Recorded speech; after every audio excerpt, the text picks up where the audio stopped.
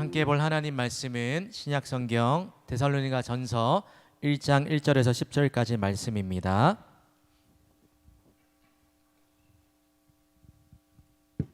신약 328쪽에 있는 데살로니가 전서 1장 1절에서 10절 말씀까지 우리 한 절씩 교독해서 읽고 10절은 우리 합독해서 읽겠습니다. 우리 읽을 때 의미를 생각하시면서 너무 빠르지 않는 속도로 읽으면 좋을 것 같습니다. 우리 1장 1절부터 10절까지 교독해서 읽겠습니다. 바울과 실로아노와 디모데는 하나님 아버지와 주 예수 그리스도 안에 있는 데살로니가인의 교회에 편지하노니 은혜와 평강이 너희에게 있을지어다. 우리가 너희 모두로 말미암아 항상 하나님께 감사하며 기도할 때에 너희를 기억함은 너희의 믿음의 역사와 사랑의 수고와 우리 주 예수 그리스도에 대한 소망의 인내를 우리 하나님 아버지 앞에서 끊임없이 기억함이니 하나님의 사랑하심을 받은 형제들아 너희를 택하심을 아노라. 이는 우리 복음이 너희에게 말로만 이른 것이 아니라 또한 능력과 성령과 큰 확신으로 된 것임이라. 우리가 너희 가운데서 너희를 위하여 어떤 사람이 된 것은 너희가 아는 바와 같으니라.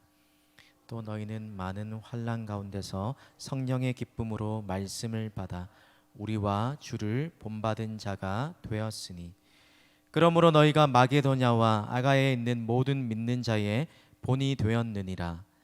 주의 말씀이 너희에게로부터 마게도냐와 아가야에만 들릴 뿐 아니라 하나님을 향하는 너희 믿음의 소문이 각처에 퍼졌으므로 우리는 아무 말도 할 것이 없노라. 그들이 우리에 대하여 스스로 말하기를 우리가 어떻게 너희 가운데에 들어갔는지와 너희가 어떻게 우상을 버리고 하나님께로 돌아와서 살아계시고 참되신 하나님을 섬기는지와 또 죽은 자들 가운데서 다시 살리신 그의 아들이 하늘로부터 강림하실 것을 너희가 어떻게 기다리는지를 말하니 이는 장래의 노하심에서 우리를 건지시는 예수시니라. 아멘. 오늘 말씀을 가지고 이런 교회 되게 하소서라는 제목으로 여러분과 함께 말씀을 나누기 원합니다. 여러분 지난주에 또 인사했지만 혹시나 지난주에 참여하지 못해서 아직 또 인사 못 드린 지체들 있을까 한 번 더 인사하겠습니다. 반갑습니다. 동부교회 네 오셔가지고 네 환영 감사합니다. 동부교회 청년부에 함께 또 섬기게 된 강동우 목사입니다. 네 반갑습니다. 네 여러분과 오늘 함께 또 첫 말씀을 나눌 때 어떤 말씀을 나눌까 고민하면서 또 생각하는 가운데에 오늘 또 선택하게 된 본문이 데살로니가 전서 말씀입니다. 특별히 청년이라는 그런 특수성도 있고요. 그 다음에 코로나 시기를 지나고 있는 이런 상황에서 특별히 또 동부교회에 속한 우리 청년부 여러분 지체들에게 어떤 말씀이 필요할까 아직 여러분의 사항들을 제가 잘 모르지만 그렇게 고민하면서 문득 들었던 그런 생각들 마음들이 있다면 특별히 코로나를 지나면서 참 어려운 그런 나이대 연령대 또 그런 교회 안에서 그룹이 주일학교와 다음 세대 특별히 또 청년부잖아요. 맞죠? 코로나라는 3년 기간 동안 교회가 사회로부터 지탄을 받기도 하고 이런저런 개인적인 사정이든 또 교회적인 사정이든 청년들의 신앙이 많이 또 흔들리기 쉽고 교회에 대한 많은 고민과 또 그런 아픔들과 또 바람들과 여러 가지 마음들이 섞여 있을 거라 생각이 됩니다. 여러분 코로나 시기를 지나면서 한 조사기관에서 발표한 것을 보니까 코로나 시기에도 여전히 흔들림이 없이 꼭 출석을 떠나서라도 신앙에 흔들림이 없는 그룹과 또 신앙의 코로나 전과 후가 확연히 달라졌던 그런 요소 중에 하나가 핵심적인 게 바로 소그룹 공동체였어요.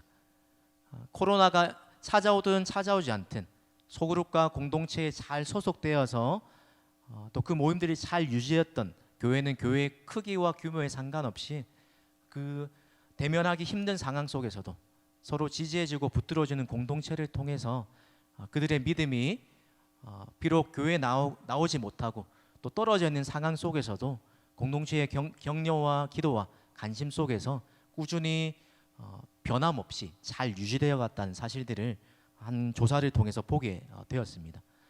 마찬가지로 또 코로나 3년을 지나게 되고 듣기로는 교육자들은 맞죠. 또 근래에 또 이런저런 뭐 의도하지는 않았지만 또 바뀌게 된 상황들이고 이런 상황 속에서 여러분도 또 저도 이런저런 또 복잡한 또 생각들과 마음들과 여러 가지 또 바람들이 있을 텐데 여러분 오늘 우리가 읽은 데살로니가 전서 말씀을 보면 바울과 이 편지를 받고 있는 데살로니가 교회 성도들과의 애틋한 그 마음들을 엿볼 수가 있어요.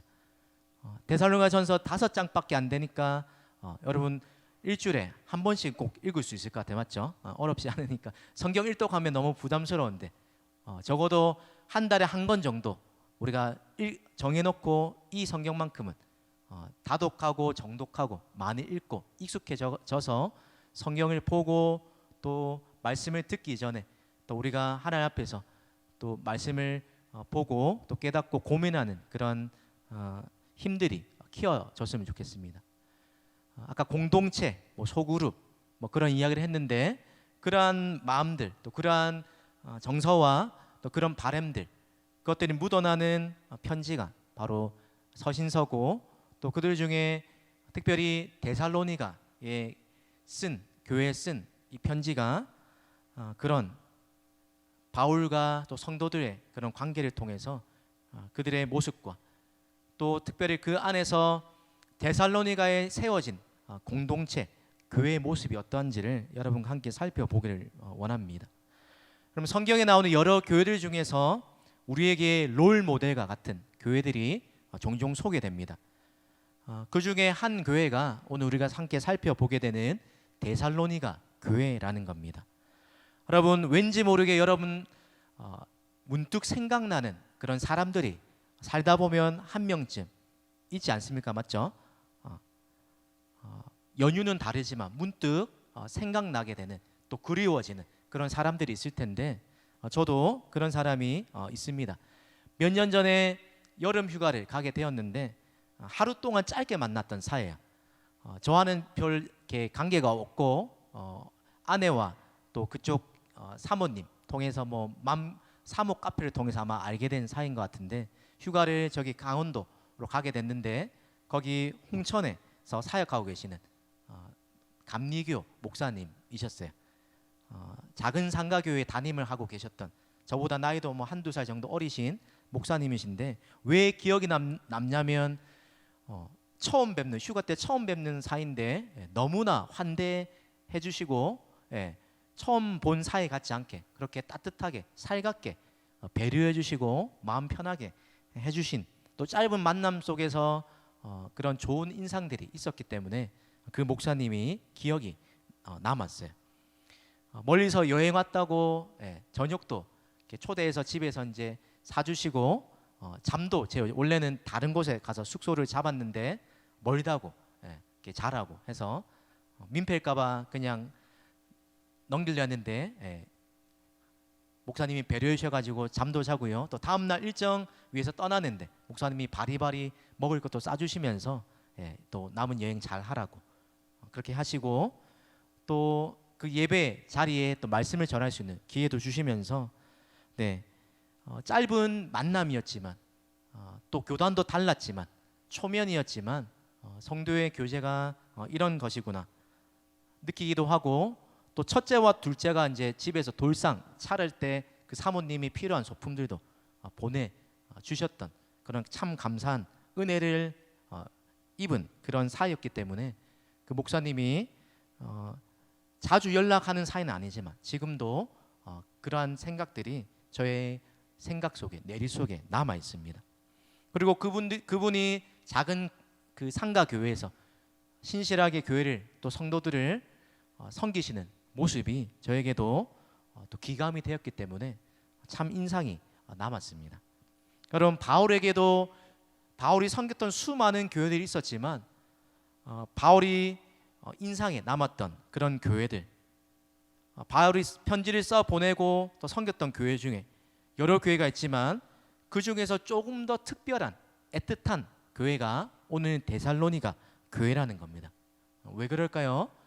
이 데살로니가 교회가 세워진 배경을 보면 사도행전 16장, 17장에 보면 원래 2차 전도 여행 때 바울과 실라, 오늘 본문에 나오는 실루아노가 다른 지역에서 아시아 지역에서 복음을 전하려고 했는데 성령께서 막으시고 밤에 마게도냐 환상을 보여주시면서 건너와서 우리를 도우라라는 이 환상을 보고 전혀 계획에 없던 유럽 마게도냐 지역에 가서 복음을 전하게 됩니다. 그리고 마게도냐에 들어간 첫 성 빌립보에서 교회를 세우고 난 이후에 감옥에서 복음을 전하다가 감옥에 갇히고 하나님께서 은혜를 베푸셔서 감옥에서 풀려난 이후에 다른 곳을 암비볼리와 아볼로니아라는 그곳을 거쳐서 도착한 곳이 데살로니가라는 도시였어요. 거기에 있는 유대인 회당을 새 1회 3주 동안 방문하면서 복음을 전했을 때 그때 생겨난 탄생하게 된 그런 교회가 바로 데살로니가 교회였다는 겁니다. 복음을 전해진 지 얼마 안 된 사이에 교회가 건강하게 세워지고 또 든든하게 세워질 쯤 할 법할 때 바울이 그 교회를 떠나왔어야 했어요. 사도행 17장에 보면 유대인들이 바울을 시기해서 모함을 씌우면서 쫓아내려고 해서 밤중에 어쩔 수 없이 도망 나와야 했던 그런 상황 속에서 이제 갓 신앙생활을 시작한 개척이 얼마 시작되지 않는 갓난아기와 같은 그 교회를 떠나와야 했던 상황이었다는 겁니다. 그럼 바울이 이 데살로니가 교회에게 이 편지를 쓰고 있는 목적이 이런 상황 속에서 오해가 생길 수 있잖아요, 맞죠? 바울이 우리를 싫어서 떠난 게 아닌가라는 그런 바울의 본심과 다른 오해가 있을 수 있기 때문에 자신의 마음이 그렇지 않다, 혹 다른 사람들이 바울이 저 사람은 종교 장사꾼이다라고 모함하는 것처럼 그러한 바울에 대한 잘못된 이야기들을 종식시키기 위해서 자신의 복음을 전하는 동기와 또 데살로니가 교회 성도들을 향한 자신의 본심이 어떠한지를 알리고 또 자신을 잘못된 소문으로부터 변호하기 위해서 썼다라는 겁니다. 뿐만 아니라 짧게 교제했기 때문에 이제 건강하게 신앙생활을 하기 위해서 수많은 가르침이 필요했는데 그때 짧은 기간에 다 가르치지 못한 오늘 데살로니가 교회 후반부에 나오게 되는 특별히 재림과 그들의 성적인 어떤 그런 생활과 관련된 것과 관련해서 반드시 성도답게 바르게 알고 있어야 할 분명한 진리가 무엇인지를 가르치기 위해서 이 편지를 통해서 더 추가적인 교훈과 권면을 주기 위한 목적으로 이 편지를 썼다는 겁니다. 여러분 이제 막 갓난아기를 출산하고 얼마 되지 않아서 생리별해야 하는 그 부모의 심정, 여러분 때에 이제 막 교제를 시작해서 한참 사랑이 끓어오르는데 일주일에 몇 번 만나지 못하고 또 자주 만나지 못하는 그런 모습이라고 생각한다면 얼마나 애가 타겠습니까? 바로 데살로니가 교회 성도들 향한 바울의 마음이 그러했다는 것입니다. 아직 더 많은 돌봄과 사랑과 또 옆에서 가르칠 것이 많은 그 어린 갓난아이 같은 교회를 떠나온 바울의 마음이 편치 않았을 거예요. 그래서 바울이 도망 나왔지만 자신의 동력자인 믿음의 아들 디모데를 다시 그곳에 보내서 그 성도들이 어떻게 생활하고 있는지, 환난 중에서 핍박 가운데서 그들의 믿음을 잘 지키고 있는지를 그 소문을 듣게 되었는데 디모데를 통해서 들려온 소식이 너무나도 반가운 소식이었어요. 오늘 본문에 나오는 것처럼 많은 환난 중에서도 믿음을 굳게 지키고 있다는 그 소식을 듣고 기쁜 마음을 가지고 또 그들의 믿음에 대한 칭찬과 격려와 몇 가지 권면을 함께 보태서 이 편지를 쓰고 있는 것입니다. 그럼 편지를 시작하면서 오늘 바울이 데살로니가 교회를 어떻게 부르고 있는지를 앞에 붙은 수식어를 보세요. 편지의 형식을 보면 누가 쓰고 누구에게 보낸다, 그리고 간단한 인사말로 바울이 대부분의 편지가 시작이 되죠. 오늘 편지를 쓰는 세 대상이 있는데 바울과 실로아노와 디모데가 편지를 쓰고 있다는 거예요. 2차 전도 여행 가운데 함께 했던 데살로니가 교회를 함께 설립하는데 동력자였던 이 사람들이 수신자, 데살로니가 교회라고 단순히 붙이지 않고, 여러분 그 앞에 수식어가 있죠. 뭐라고 되어 있어요? 하나님 아버지와 주 예수 그리스도 안에 있는.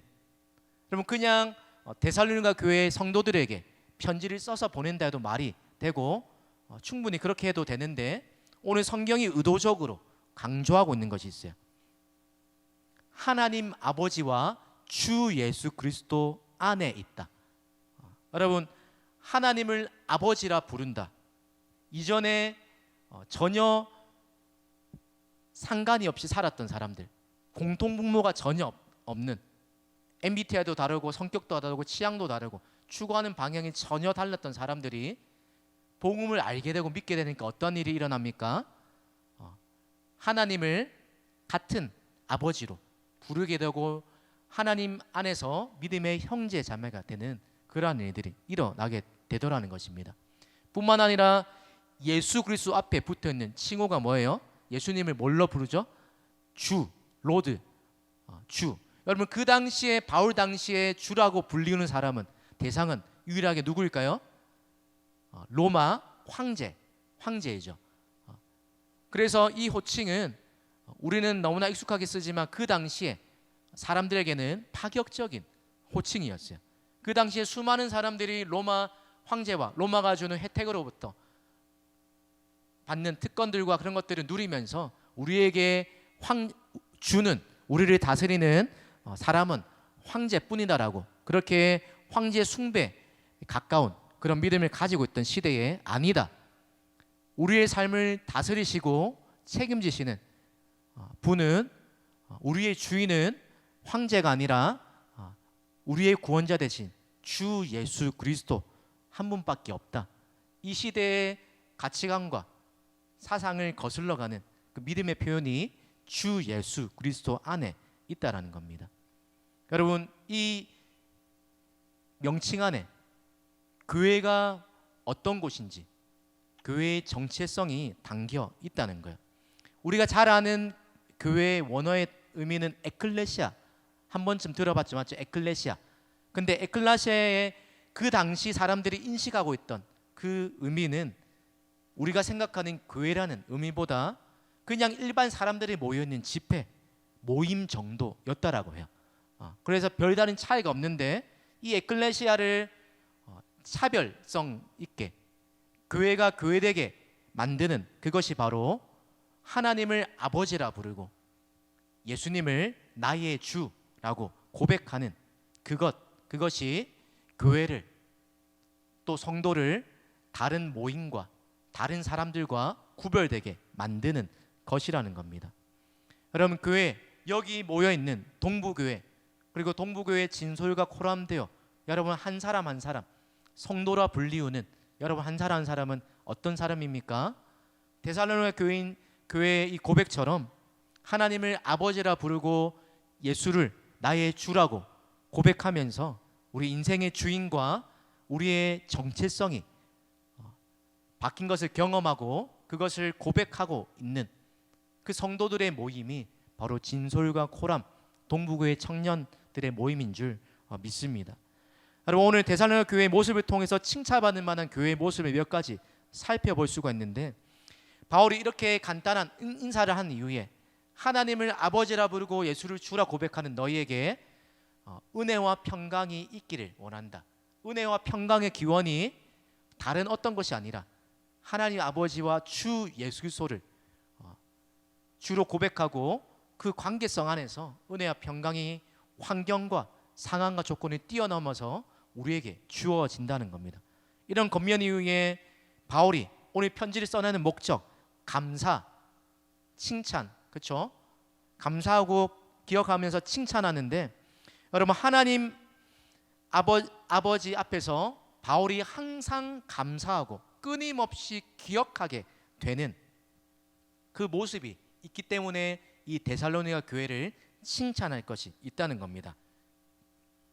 2절을 보세요. 우리가 너희 모두로 말미암아 항상 하나님 아버지 하나님께 감사하며 기도할 때에 너희를 기억함은, 생각할 때마다 하나님께 감사할 것이 많았던 교회, 기도할 때마다 끊임없이 기억되는 교회가 바로 이 데살로니가 교회였다라는 겁니다. 여러분 사람을 기억할 때 어떤 게 남습니까? 처음에는 외적인 것들이 남잖아요, 맞죠? 그 사람의 생김새가 잘생겼는지 이쁜지 외관이 어떠한지가 남지만, 그러나 여러분 그런 것들은 시간이 지나면 우리의 기억에서 희미해져가요.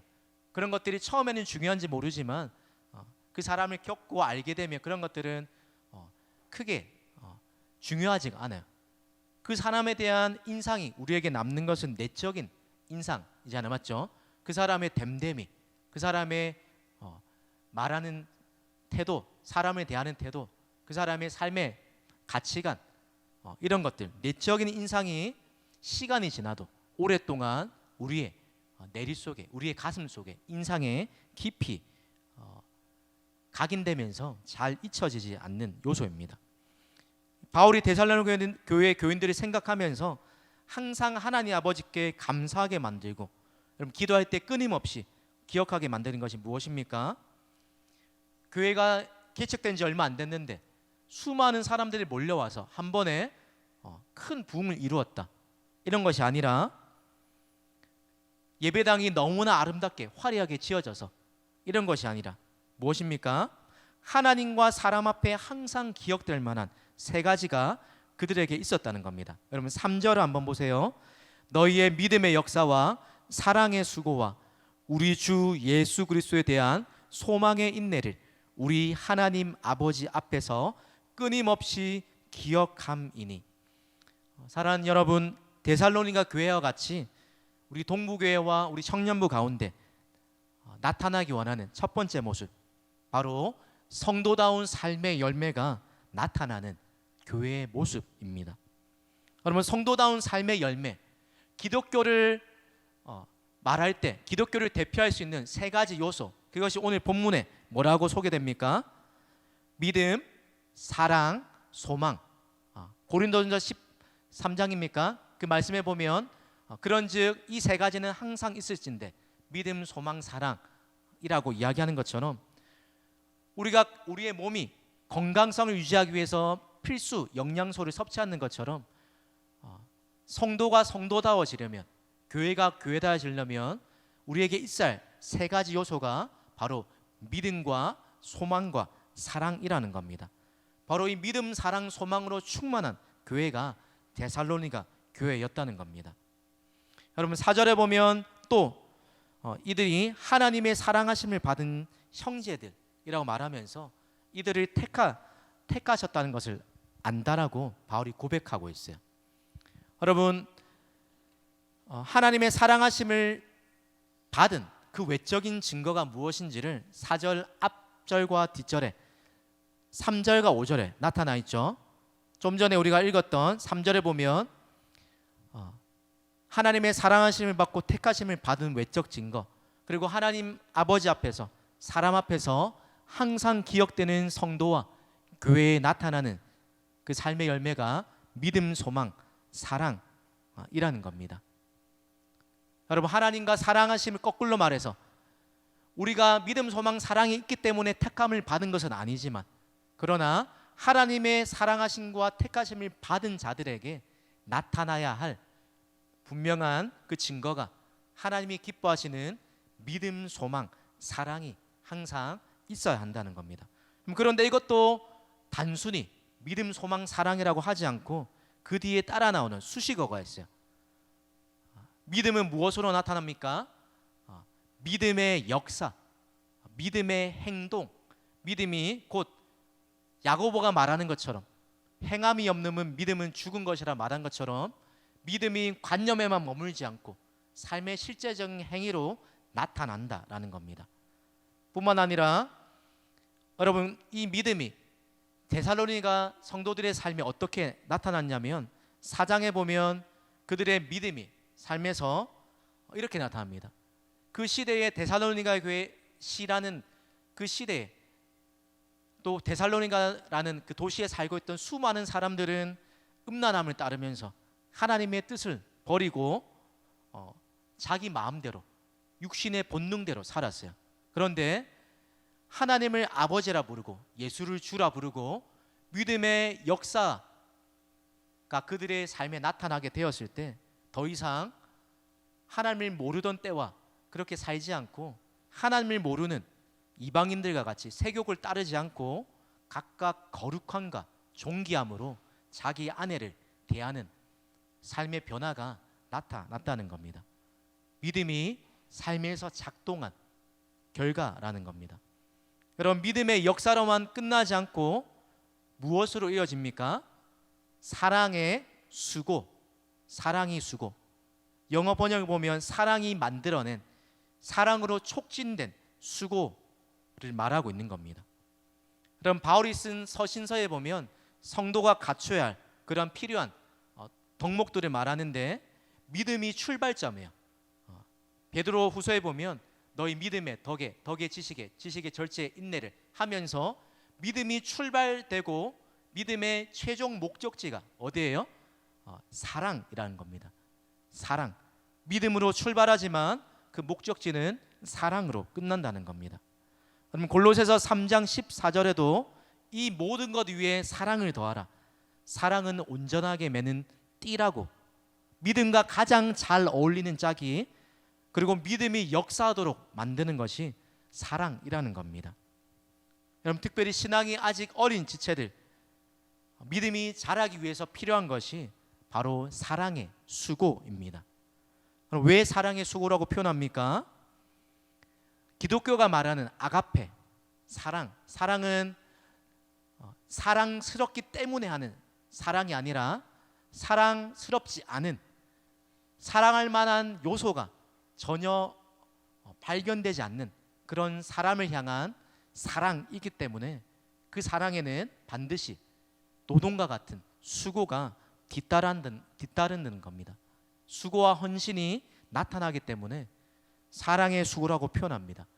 여러분, 이제 결혼을 해서 아기를 키워보면 알겠지만 자기 배로 난 자식인데도 한 번씩 미울 때가 있어요. 너무 이쁘고 한데 이건 좀 안 닮았으면 좋겠는데, 가르쳐주지도 않았는데 꼭 똑같이 나쁜 짓 하고 막 고집 부리고 이럴 때 내 배로 난 자식이지만 확 쥐어받고 싶고 사랑이 가지 않을 때가 있어요. 그런데 그런 대상을 향해서, 그렇지만 그런 또 사랑스럽지 않은 어떤 누군가를 위해서 수고하게 만드는 것, 또 헌신하게 만드는 것, 그것이 하나님이 우리에게 주신 사랑으로 맺어진 결과라는 겁니다. 여러분, 사람이 자라려면 우리에게 필요한 것, 사랑을 쏟아 부을 때 눈에 보이지 않는 하나님의 사랑을 경험하는 통로가 공동체 안에서, 특별히 청년 시절에 공동체 안에서 누군가가 나를 향해 보여준 헌신적인 그런 사랑을 통해서 눈에 보이지 않는 하나님의 사랑이 일한 것이구나. 부모의 사랑뿐만 아니라 교회 공동체 안에 누군가의 섬김을 통해서 우리가 하나님의 사랑을 경험하게 된다는 것입니다. 뿐만 아니라 밖을 향해 믿지 않는 사람들을 향해서 복음을 전할 때 필요한 것이 바로 사랑의 수고예요. 여러분, 이 당시에 초대교회가 짧은 시기임에도 불구하고 폭발적으로 성장하고 자랄 수 있었던 비결도 하나가 예수를 믿었던 성도들의 사랑의 수고 때문이었어요. 고신대 이상규 교수님이 교회 역사를 가르치셨던 이상규 교수님이 쓴 헬라 로마 상황 속에서 기독교라는 그 책을 보면 그 2세기 3세기 당시 그때도 지금처럼 전염병이 창궐했던 시기가 있었다고 합니다. 근데 그 당시 사람들이 기독교인들을 부르는 호칭이 하나 있었어요. 그게 뭐냐면 파라볼로나이라는, 파라볼로나이, 헬라어인데 파라볼로나이의 의미가 뭐냐면 위험을 무릅쓰고 봉사하고 섬기는 자들이라는 거예요. 전염병으로 자칫 잘못하면 이 환자들을 접촉했다가 섬겼다가 죽을 수도 있는 그런 상황 속에서 그 누구도 쉽게 이 환자들에게 가까이 가지 못한 그 상황 속에서 성도들은 어떻게 했어요? 재림에 대한 분명한 소망이 있었기 때문에 그 믿음을 가지고 또 하나님이 주신 사랑을 가지고 자기 목숨도 아끼지 않고 헌신적으로 섬기고 돌보는 이 모습들을 보면서 자기 가족도 자기 부모도 형제도 자기를 그렇게 대해주지 않는데 전혀 생면부지의 사람이 자기의 목숨도 아끼지 아니하고 수고하는 이 사람들의 모습을 보면서 충격을 받으면서 이들이 믿음 안으로 들어오는 모습을 초대교회 역사를 통해서 발견하게 된다는 것입니다. 여러분, 바울이 보면 데살로니가 교회를 칭찬할 때 형제의 사랑에 관해서는 두말할 것이 없는 그런 교회라고 칭찬합니다. 그래서 바울의 마음에 오래 기억이 되었고 생각할 때마다 감사가 터져 나왔던 교회라는 겁니다. 뿐만 아니라 주 예수 그리스도에 대한 소망의 인내를 기억하고 감사했다는 겁니다.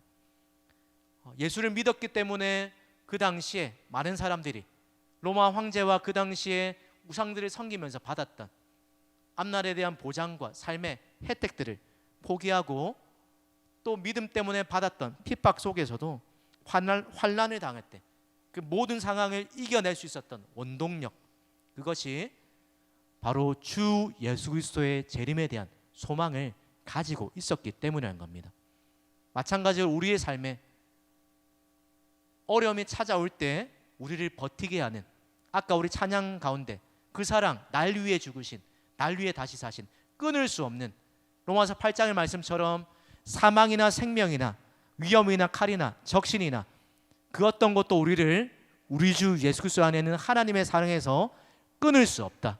이 하나님의 사랑에 대한 확신과 우리의 주 대신 역사의 주관자시고 이 세상을 공의로 심판하실 공의로운 재판장 되신 그 주님이 언제인지 모르지만 반드시 이 땅에 완전한 공의와 또 하나님의 나라를 이 땅 가운데 도래하게 될 것이라는 그 소망에 대한, 재림에 대한 소망을 가지고 산다면 당장 눈앞의 문제가 해결되지 않는다 할지라도 우리를 하나님의 사랑으로 인내하고 그 어려운 현실을 버티게 하는 버팀목이 되게 한다는 겁니다. 여러분, 데살로니가 교회는 믿음의 역사가 있었고 형제 사랑에 있어서는 두말 나이가 없었던 그런 교회, 그리고 재림에 대한 소망을 가지고 많은 핍박과 환난 가운데서 인내했던 교회입니다. 이 세 가지의 모습이 발견되었기 때문에 바울이 하나님께 감사하고 끊임없이 기억할 수밖에 없었던 것입니다. 여러분, 바라기는 우리 교회, 특별히 우리 진솔과 코람데어 우리 청년부가 이 데살로니가 교회처럼 성도다운 삶의 열매, 믿음의 역사와 사랑의 수고와 소망의 인내가 여러분 개개인과 우리 공동체 가운데 풍성히 맺히게 되어서 하나님이 우리를 생각하실 때, 또 누군가가 우리를 바라볼 때 그러한 감사와 또 항상 기억되는 교회 되기를 간절히 소망합니다. 여러분, 우리 교회가 닮기 원하는 또 데살로니가 교회의 모습이 있는데, 두 번째로 복음의 능력과 삶의 변화가 나타나는 교회가 바로 이 데살로니가 교회였다는 거예요. 여러분, 5절에 보면 이는 우리 복음이 너희에게 말로만 이른 것이 아니라 또한 능력과 성령과 큰 확신으로 된 것이다 라고 말합니다. 복음이 이론이 아니라 데살로니가에 속해 있는 사람들이 예수를 주라 고백하게 만드는 그 능력이 복음 안에 있었고, 또 바울이 복음을 전했을 때 그것이 말로만 끝나지 아니하고 그들 가운데 믿음의 역사와 사랑의 수고와 소망의 인내를 만들어내는 성령의 역사와 또 그 확신을 갖게 하는 성령 하나님의 나타나심에 있었다는 것입니다. 여러분, 뿐만 아니라 이들이 본을 받는 자에서 더 나아가서 어떻게 변화됩니까? 모든 믿는 자의 본이 되는 교회로 자라가는 이 모습, 예수를 믿은 지 얼마 안 되었지만 이들 가운데 참된 믿음의 열매가 나타나서 우리와 주를 본받은 자가 되었다. 예수를 본받고 또 그들에게 복음을 전해준 바울을 본받으면서 그들의 삶 가운데 마게도냐와 아가야에 있는 수많은 다른 교회와 성도들의 믿음의 본이 되는 교회로 자라갔다는 겁니다. 여러분, 하나님 나라는 말에 있지 않고 능력에 있다라고 말씀합니다. 그래서 복음이 제대로 전해지면 예수를 믿은 지 얼마 되었든지 간에 그 기간에 따라 달려있는 것이 아니라 복음의 능력이 그 삶 가운데 나타난다라면 오늘 이 데살로니가 교회의 성도들의 모습처럼 짧은 기간이지만 예수를 믿은 지 얼마 안 되었지만 그들이 본을 받는 자에서 본이 되는 자리에까지 이르게 만드는 삶의 변화가 나타나게 된다는 겁니다. 여러분, 우리에게 복음이 또 부족한 제가 전하는 이 말씀이 말로만 끝이지 않고 삶의 변화로 나타나게 되려면 우리에게 필요한 것이 있습니다. 바울이 복음을 전할 때 고린도전서 2장 4절 5절에 이렇게 이야기합니다. 내 말과 내 전도함이 설득력 있는 지혜의 말로 하지 아니하고 다만 성령의 나타나심과 능력으로 하여 너희 믿음이 사람의 지혜에 있지 아니하고 다만 하나님의 능력에 있게 하려 하였노라. 복음이 복음되게 하고 복음의 능력이 우리 가운데 나타나고 복음이 단순한 이론으로 끝나지 않기 위해서 우리가 끊임없이 구하고 기도할 제목들, 바로 성령 하나님의 나타나심과 성령 하나님의 능력이 우리 공동체 가운데 또 우리 개인의 삶 가운데 나타나기를 사모하면서 그렇게 말씀을 전하는 자나 또 말씀을 듣는 여러분 가운데 이 기도가 반드시 선행되어야 한다는 것입니다. 여러분, 성령의 역사가 아니고서는 누구도 예수를 주라 부를 수 없습니다. 여러분, 복음의 능력이 나타나려면 말씀을 전하는 편에서 하나님 앞에서 두렵고 떨리는 마음으로 최선을 다해 준비하되 또한 본문에 나타나는 것처럼 데살로니가 교회 성도들의 모습처럼 6절에 나타난 것처럼 많은 환난 가운데서 성령의 기쁨으로 말씀을 받고 또 2장 13절에 보면 말씀을 들을 때 사람의 말로 받지 않고 하나님의 말씀으로 받는 그러한 자세들이 함께 있어야 한다는 것입니다. 그럼 그때 2장 13절 하반절은 눈을 한번 보세요. 그렇게 말씀을 받았을 때 이 말씀이 또한 너희 믿는 자 가운데서 역사하였다라고 기록하고 있습니다. 여러분, 바라기는 우리 동부교회, 우리 청년부가 이 사도행전의 모습처럼 또 이 데살로니가 교회의 성도들의 모습처럼 날마다 성령 하나님의 나타나심의 역사로 말미암아 이 복음이 전해지기 어려운 불신자들로부터 지탄을 받고 전도가 어렵다라고 말하는 시대임에도 불구하고 하나님께서 약속하신 그 성령의 나타나심과 능력으로 지금 이 시대에도 날마다 믿는 자의 숫자가 더해지고 또 분명한 삶의 변화, 회심의 역사가 일어나고 더 나아가서 이 공동체 안에 들어온 자들의 삶 가운데 복음의 능력으로 삶의 변화가 나타나는 그런 교회와 우리 공동체 되기를 축복합니다. 그럼 마지막으로 우리에게 있기 원하는 또 데살로니가 교회를 향해서 바울이 칭찬하는 세 번째 모습이 있다면 바로 주변에 선한 영향력을 나타내는 교회의 모습이라는 겁니다. 여러분, 데살로니가 교회를 칭찬하는 이유가 9절과 10절에 보면 좋은 믿음의 소문이 난 교회였기 때문이라는 거예요. 8절 말씀해 보세요. 주의 말씀이 너에게로부터 마게도냐와 아가야에만 들릴 뿐 아니라 하나님을 향하는 너희 믿음의 소문이 각처에 퍼졌으므로 우리는 아무 말할 것도 아무 말도 할 것이 없노라. 비록 예수를 믿은 지 얼마 안 된 그런 믿음의 역사는 짧은, 믿음의 연수는 짧은 교회였지만, 그러나 짧은 그 기간 가운데 주변에 미친 영향력은 결코 작지가 않았다는 겁니다. 너희 믿음의 소문이 각처에 퍼졌다. 그들의 믿음의 영향력이 그만큼 그들이 몸담고 있는 데살로니가 시와 그리고 주변의 교회들에게 영향력을 가지고 있었다는 겁니다. 여러분, 그들의 관한 소문이 어떤 소문입니까? 9절과 10절에 그들이 우리에 대하여 스스로 말하기를 우리가 어떻게 너희 가운데에 들어갔는지와 너희가 어떻게 우상을 버리고 하나님께로 돌아와서 살아계시고 참되신 하나님을 섬기는지와 또 죽은 자들 가운데서 다시 살리신 그의 아들이 하늘로부터 강림하실 것을 너희가 어떻게 기다리는지를 말하니. 여기서 주목해서 볼 표현이 있어요. 동사인데 우상을 버리고 그리고 하나님께로 돌아와서 또 하나님을 섬긴다.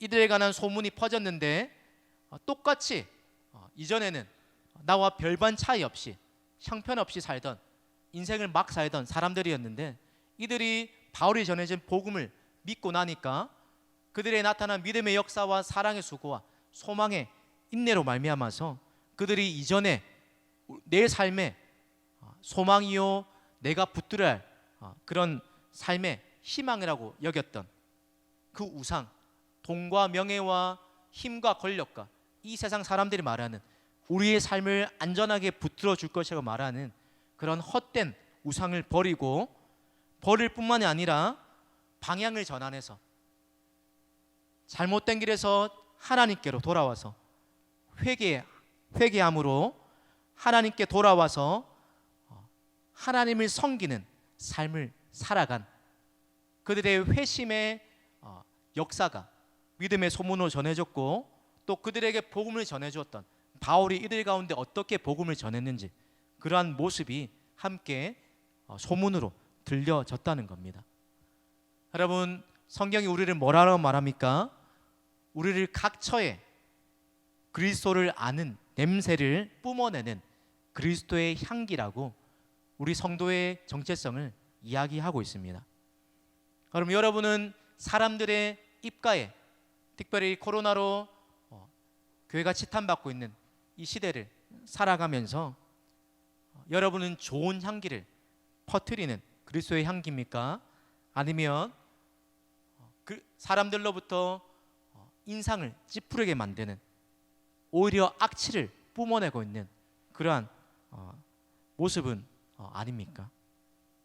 여러분, 한국교회 초기의 역사를 보면 나라를 잃어버리고 소망을 잃어버렸던 그런 시대 사람들에게 그 시대의 교회는 참 믿을 만한 곳이고 또 인정을 받고 영향력이 있고 민족의 소망으로, 소망의 빛으로 여겨졌던 때가 있었습니다. 그래서 교회를 다니는 사람에 대한, 믿지 않는 사람들도 칭찬과 존경과 또 인정이 있던 때가 있었습니다. 그래서 제가 앞전에 섬기던 교회 한 역사관에서 기록을 보니까 그 교회를 다니지 않는 성도가 아닌 사람들이 그 교회를 짓는데 교회에 대한 좋은 인상을 가지고 교회가 일제시대, 신사참배시대 했던 그 모습들을 좋게 여기면서 교회를 건축할 때 성도가 아닌데 건축원금에 동참했던 기록들을 살펴볼 수가 있었습니다. 여러분, 이 시대에도 전도가 많이 어렵지만 입으로 하는 전도가 아니라 우리의 삶의 변화로, 예수를 믿고 변화된 우리의 삶의 변화로, 그래서 퍼지게 된 좋은 소문으로 여전히 지금도 하나님께서는 하나님의 사람들을 교회로 인도하고 계시고 또 복음의 능력이 어떠한지를 나타내 보이고 계십니다. 여러분, 최고의 전도지는 무엇일까요? 예수를 믿는 저와 여러분의 삶이 최고의 전도지라는 것입니다. 그럼 바라기는 우리 동부교회 청년부가 또 여러분 한 사람 한 사람의 삶이 오늘 본문에 우리가 함께 살펴보았던 데살로니가 교회처럼 또 그 교회 안에 몸담고 신앙생활을 했던 데살로니가 교회 성도들처럼 여러분이 몸담고 있는 직장과 또 주변에 여러분의 가정과 삶의 터전에서 여러분 속에 있는 예수님의 또 모습을 보고 여러분이 붙들고 있는 예수님에 대한 소망의 모습을 발견하면서 믿음의 좋은 소문이 많이 퍼져나가는 그러한 여러분의 삶이 되기를 축복합니다. 그럼 말씀을 맺겠습니다. 오늘 하나님과 사람 앞에 끊임없이 기억될 만한 교회의 모습, 또 바울이 칭찬하고 있는 교회의 모습을 살펴보았는데, 그러한 교회는 믿음의 역사와 사랑의 수고와 소망의 인내가 있는 바로 성도다운 삶의 열매가 있는 교회입니다. 뿐만 아니라 복음이 말로만 전해지지 않고 이론으로 그치지 않고 성령의 나타나심과 확신해 주시는 역사와 또 성령의 역사로 말미암아서 그들 가운데 이전에 섬기던 헛된 우상을 버리고 하나님께로 돌아와서 하나님을 아버지라 부르고 예수를 주라 고백하고 섬기게 하는 회심의 역사가 분명한 교회입니다.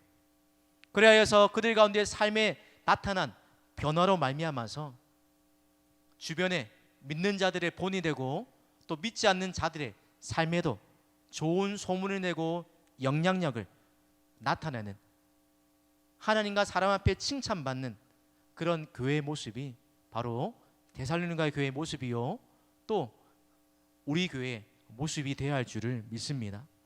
그럼 바라기는 이 데살로니가 교회 성도들처럼 또 이 교회의 모습처럼 하나님이 원하시는, 찾으시는 건강하고 바른 교회, 하나님의 기쁨이 되고 세상의 지탄이 아니라 세상의 소망이 되는 이런 교회가 우리가 섬기는 동부교회, 우리 청년부의 모습이 되기를 주님의 이름으로 축복합니다.